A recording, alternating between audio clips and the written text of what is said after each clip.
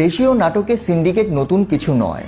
প্রতিষ্ঠিত অভিনয় শিল্পীদের মধ্যে গুটি কয়েক শিল্পী রয়েছেন যারা তাদের গণ্ডির বাইরে কারো সঙ্গে অভিনয় করতে চান না।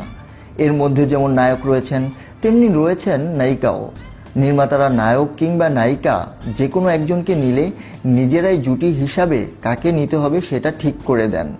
সিন্ডিকেটের বিষয় নিয়ে নানা সময় অনেক অভিনেতা অভিনেত্রী বিভিন্ন কথা বলেছে।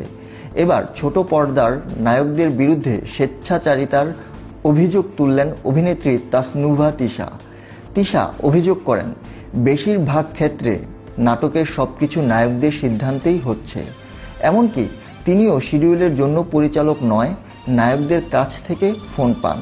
তাসনুভা তিশা বলেন, মেকআপ আর্টিস্ট, ডিওপি, লাইটে কাকে নিবে, শুটিং কোথায় হবে, গল্প কি হবে, মায়ের চরিত্রে কে অভিনয় করবেন, বাবার চরিত্রে কে থাকবেন, নাটকের সব কিছু নায়কেরা সিদ্ধান্ত নিচ্ছে বা ঠিক করে দিচ্ছে। এটা তো তাদের কাজ না, পরিচালকের কাজ। গল্পের চরিত্রের প্রয়োজনে যাকে ভালো মনে করবেন তাকেই পরিচালক ডাক দিবেন, কিন্তু আমাকে কলটা দিচ্ছেন নায়কেরা। অভিনেত্রী মনে করেন, নায়কদের ক্ষমতা দেওয়া হয়েছে বলেই তারা স্বেচ্ছাচারিতা করার সুযোগ পাচ্ছেন। তিশা বলেন, আমার কাছে মনে হয় ইন্ডাস্ট্রিতে এমন হচ্ছে কারণ তাদের কাছে সেই ক্ষমতাটা দেওয়া হয়েছে। এটা বন্ধ না হওয়া পর্যন্ত আমরা ঠিকভাবে কাজ করতে পারবো না। ইন্ডাস্ট্রির এমন অবস্থায় ভবিষ্যৎ নিয়ে শঙ্কিত এই অভিনেত্রী। তিশা বলেন, এভাবে যদি চলতে থাকে তাহলে কাজ করা কষ্টকর হয়ে যাবে। প্রতিদিনই আমার মনে হয় অন্য কিছু নিয়ে ভাবা উচিত, অন্য কোনো কেরিয়ার হয়তো বেছে নিতে হবে। এভাবে কাজ করা যায় না। যাদের ন্যূনতম আত্মসম্মান বোধ আছে তাদের তো গায়ে লাগার কথা। আমার চাওয়া পরিচালকই আমার শিডিউল নেবেন, তিনিই গল্প নির্বাচন করবেন। নায়ক কেন এসব বিষয়ে মাথা ঘামাবে? চিত্রনাট্যে যা লেখা আছে সেই সংলাপই বলা উচিত।